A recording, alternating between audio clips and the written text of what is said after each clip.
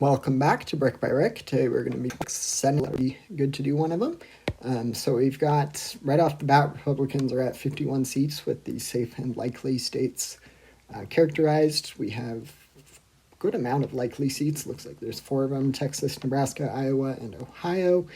And that puts Republicans over the edge of the 50 required.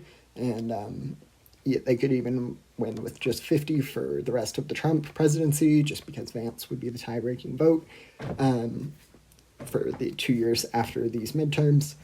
And I will now characterize the other states we have left. I'll start out with the lean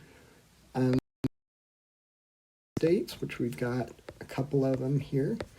We'll start out with Minnesota, ending up in the lean column, as well as New Hampshire. These states are, unless something truly crazy happens, most likely going to end up in the Democratic Party's control.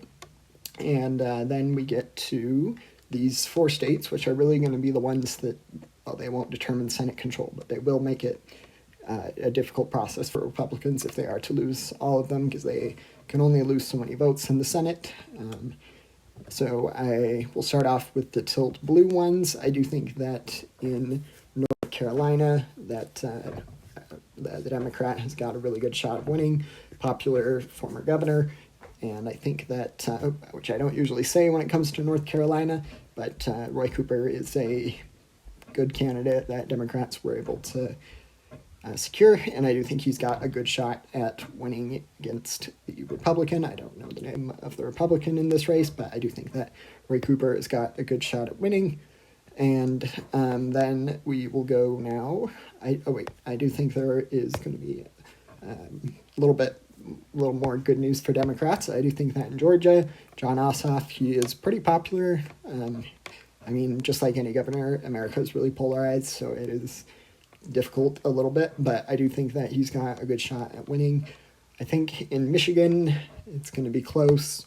I would probably go with a tilt blue rating, though. We'll have to see what happens, but I could definitely see Michigan going red.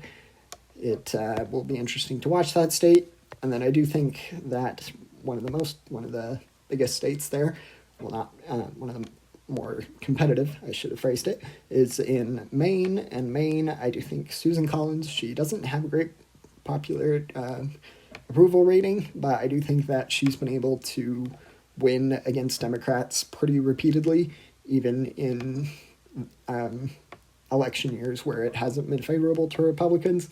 She's just got some cross-party support, and many Democrats and independents are going to vote for her. It'll be interesting if that's going to be enough. It's certainly possible that Michigan and Maine are the 2 states that I feel the most queasy about characterizing either way. But I do think that if I were to call it, that would be the result. Feel free to let me know if you have any questions. Don't forget to like and subscribe. Thanks. Bye.